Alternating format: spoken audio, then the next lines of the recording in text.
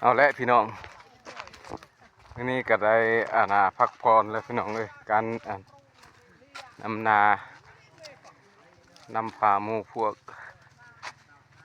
ซ่อมแปลงเส้นทางพี่น้องเรียกว่าก่อสร้างเส้นทางพี่น้องหลายผู้หลายคนพี่น้องเลยเนื่องจากที่ว่าภายในบ้านสามัคคีพี่น้องเฮ็ดทางยุทธศาสตร์ถนนเก่าถนนของพลังกำลังสีกินข้าวกินน้ำพี่น้อง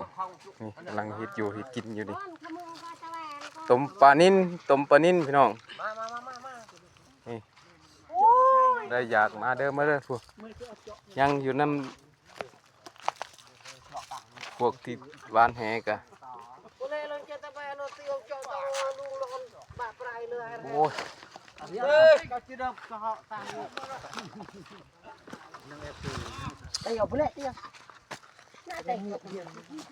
ลาปลาพี่น้องโอ้นี่ปลาตองก็มีตาเหมือนแล้วมันที่เตียวเที่ยวกลับได้เฮ็ดเดิมเฮ็ดเดียว โอ้ยเกี่ยวเลี้ยวมาให้คลาสีเลยจ้ะ ก้อยตะกอนเตียวกลามากาเหาะว่ะอันนี้เตียวกลามจีนเหาะก้อยรอกนะเบิ้ลนะได้เลยเมื่อก็เคยเอาทางสีต้องบัวหอมจอดว่าเราไปประจอนยังหวังความสามัคคีของภายในบ้านนาสังเหาะพี่น้องบ่ได้ล้วนละแล้วก็บ่ได้ปะบ่ได้ทิมสามัคคีเบิดสุขุสุคนเนื่องมาจากที่ว่าเฮ็ดเวียกรวมเนาะสร้างถนนหนทางพี่น้องบ้านเป็นงูก่อยเพื่อสิ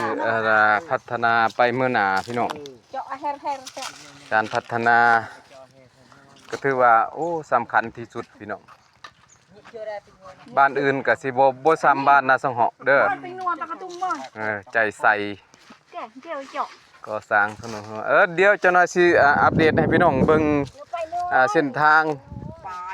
ที่ได้สำเร็จประมาณ30%แล้วพี่น้องเพราะว่าบ่ทันได้ครึ่งนี่ปลาก็ได้มาอีกแล้วนี่พี่น้องปลานิลบักใหญ่นี่เห็นบ่โอ้ยนี่มันโพดแล้วพี่น้องเลยปลานิลนี่ดินขนาด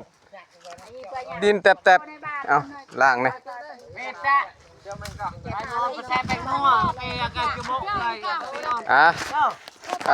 จบคลิปก่อนบ๊ายบาย